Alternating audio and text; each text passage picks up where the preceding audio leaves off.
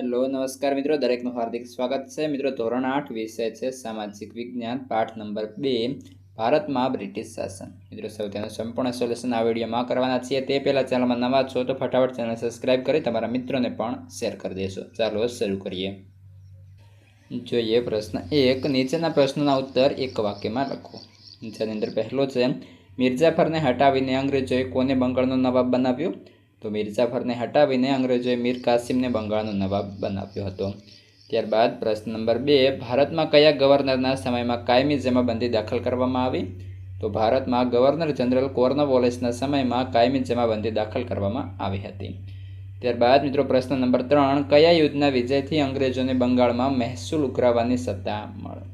તો કે બક્સરના યુદ્ધના વિજયથી અંગ્રેજોને બંગાળમાં મહેસૂલ ઉઘરાવવાની સત્તા મળી હતી। પ્રશ્ન 4।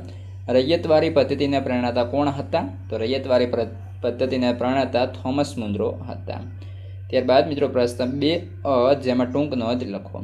મિત્રો બીજી વાત કે આપણી ચેનલ પર તમારા ધોરણ 8ના તમામ વિષયના સ્વાધ્યાય સોલ્યુશન, પ્રયોગ પોથી, નકશા પોથી અને ખાસ કરીને મિત્રો નવી આવેલી સ્વાધ્યાયન પોથીનું પણ સોલ્યુશન ઉપલબ્ધ છે, જેની તમામ લિંક આ વિડીયોના ડિસ્ક્રિપ્શનમાં આપેલી છે।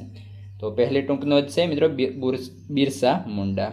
તો કે બિરસા મુંડાનો જન્મ 15મી નવેમ્બર 1875માં થયો હતો। બિરસાનું બાળપણ ઘેટા બકરા ચરાવવામાં, વાંસળી વગાડવામાં અને અખાડાની રમતોમાં પસાર થયું। કુટુંબની ગરીબીને કારણે બિરસા મુંડાનું બાળપણ પિતા સાથે સતત એક જગ્યાએથી બીજી જગ્યાએ સ્થાનાંતરમાં વીત્યું હતું। અંગ્રેજ સત્તાના હિમાયતી, શાહુકાર, જાગીરદાર, જમીનદાર દ્વારા આદિવાસીઓનું શોષણ ચરણસીમા પર પહોંચી ગયું, જે વાતની ઊંડી અસર બિરસા પર થઈ હતી, જેના વિરોધમાં ઈસવીસન 1895માં વ્યાપક આંદોલન ઉલ ગુલાનનું નેતૃત્વ બિરસા મુંડાએ લીધું। જનજાતિઓ બિરસા મુંડાના નેતૃત્વમાં મુંડા રાજ સ્થાપિત કરવા ઈચ્છતી હતી, પરંતુ આંદોલન પ્રબળ બનતા અંગ્રેજોએ બિરસા મુંડા વિરુદ્ધ ખોટા આરોપ મૂકી ધરપકડ કરી। ત્યારબાદ 2 રૈયતવારી પદ્ધતિ। 19મી સદીની શરૂઆતમાં ઈસવીસન 1820માં મુંબઈ અને મદ્રાસ એટલે કે હાલનું ચેન્નઈ પ્રાંતમાં રૈયતવારી પદ્ધતિ લાગુ કરવામાં આવી। તેના પ્રણેતા થોમસ મુન્દ્રો હતા। તે સમયે તેઓ મદ્રાસના ગવર્નર જનરલ હતા। આ પદ્ધતિમાં જમીન ખેડનારને જમીનનો માલિક બનાવવામાં આવ્યો। સરકારની શરત મુજબ ખેડૂતને જમીન મહેસૂલ ચૂકવવાનું હતું। આ પ્રથાથી જમીન માલિકીના હકનો કોઈ ફાયદો ન હતો। તેના કારણો આ મુજબ હતા, જેમ કે જમીનનો વધારે પડતો મહેસૂલ, સરકાર ઈચ્છે ત્યારે જમીન મહેસૂલ વધારો કરવાનો હક ધરાવતી, કોઈપણ સ્થિતિમાં અનાજ ન પાકે, નાશ પામે તો પણ રૈયતે જમીન મહેસૂલ તો આપવું પડતું। મિત્રો વિડીયોને લાઇક કરી તમારા મિત્રોને પણ શેર કરી દેશો। ત્રીજા નંબર છે મહાલવારી પદ્ધતિ। તો કે મહાલવારી પદ્ધતિનો અમલ ઉત્તર પશ્ચિમ પ્રાંત અને મધ્ય ભારતના કેટલાક પ્રદેશોમાં થયો હતો। વોલ્ટ મેકેન્ઝી નામના અંગ્રેજ અધિકારીએ ઈસવીસન 1892માં મહાલવારી પદ્ધતિ દાખલ કરી। બ્રિટિશ મહેસૂલીમાં ગ્રામ અથવા ગ્રામના સમૂહ માટે મહાલ શબ્દ પ્રયોગ થતો। મહાલનો એકમ ગ્રામ અથવા ગ્રામનો સમૂહ હતો। આ પ્રથા અનુસાર મહેસૂલનું એકમ ખેડૂતનું ખેતર નહીં, પણ સમગ્ર ગ્રામ કે ગ્રામની જમીનના સમૂહનો સમાવેશ થતો। આ પદ્ધતિમાં ગામનું સર્વેક્ષણ કરી ખેતર અથવા ખેતરોના ઉત્પાદનની આવક વગેરે ધ્યાનમાં લઈ જમીન મહેસૂલ નક્કી કરવામાં આવતું।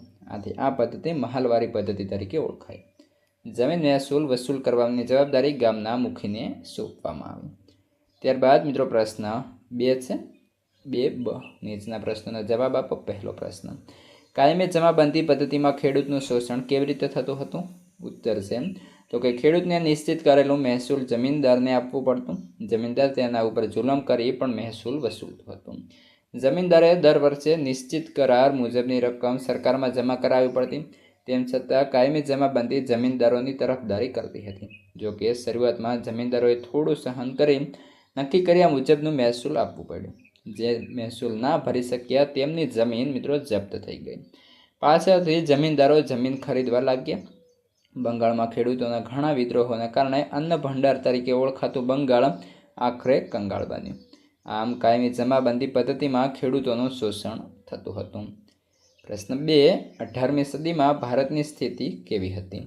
તો કે 18મી સદીમાં ભારત ખેતીમાં મુખ્યત્વે ગળી, કપાસ, કાચું રેશમ, અફીણ અને મરી જેવા પાકોનો સમાવેશ થતો। ભારતમાં આ પાકોની ખેતી કરવા માટે અંગ્રેજો દ્વારા ખેડૂતોને મજબૂર કરવામાં આવતા। વળી ખેડૂતો ઉપર જુલમ પણ ગુજારવામાં આવતું।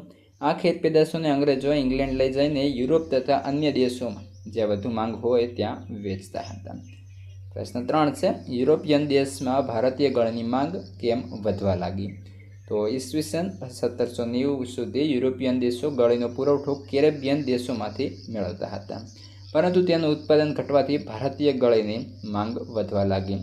વળી ભારતીય ગળીનો રંગ ચમકતો હોય તે રીતે ઉપજતો હતો। આવો રંગ અન્ય ગળીથી ઉપજતો ન હતો, તેથી યુરોપિયન દેશમાં ભારતીય ગળીની માંગ વધવા લાગી। પ્રશ્ન 4, અંગ્રેજ શાસનમાં જનજાતિઓની પ્રવૃત્તિઓ વિશે જણાવો। તો કેટલાક જનજાતિ સમૂહો ખોરાક એકઠો કરી જીવન જીવતા હતા। જનજાતિ લોકો પશુપાલન સાથે સંકળાયેલા હતા। ઋતુ અનુસાર તેઓ ઘેટા બકરાનું કે ગાય ભેંસનું ધણ લઈ સ્થાનાંતર કરતા। ઓડિશાના જંગલોમાં રહેતા। અહીં મિત્રો આવશે ગોંડ સમુદાય। ઓકે, અહીં ખની જગ્યાએ ગ કરી દેશું। ગોંડ સમુદાયના લોકો ટોળીઓ બનાવી સમૂહમાં શિકાર કરતા, તેમજ જંગલોમાંથી ફળ, કંદમૂળ, ઔષધિઓ અને જડીબુટ્ટીઓ એકત્ર કરતા। જંગલોમાંથી મેળવેલ વસ્તુઓ સરખા ભાગે એકબીજાને વહેંચતા અને તેને સ્થાનિક બજારોમાં વેચતા હતા। અહીં ફરીથી ગોંડ જનજાતિના લોકો કાપડ વણવાનો, ચામડા કમાવાનો અને તેને રંગવાનો વ્યવસાય કરતા હતા। ચામડાના રંગકામ માટે કસુંબી અને પલાસના ફૂલોનો ઉપયોગ કરતા। આ સમયે દેશમાં આદિવાસી સમૂહો બે પ્રકારની ખેતી સાથે જોડાયેલા હતા। એક હતી સ્થળાંતરીય ખેતી અને સ્થાયી ખેતી। તો મિત્રો સ્થળાંતરીય એટલે કે એક જગ્યાએથી બીજી જગ્યાએ, જ્યારે સ્થાયી એટલે એક જગ્યાએ વસવાટ કરવો। પ્રશ્ન 3 છે, નીચે આપેલા વિકલ્પોમાંથી આપણે સાચો વિકલ્પ શોધી ઉત્તર લખવાનો રહેશે। પહેલો છે, ભારતમાં ગળઈ ઉત્પાદનની કેટલી પ્રથા હતી? તો મિત્રો આપણો ઓપ્શન જે છે બી સાચો બનશે, એટલે કે 2 આવશે। ત્યારબાદ આગળ બીજા નંબરે વિકલ્પ છે, ઈસવીસન 1820માં કયા બે પ્રાંતોમાં રૈયતવારી પદ્ધતિ લાગુ કરવામાં આવી? તો ઓપ્શન બી મુંબઈ અને મદ્રાસ।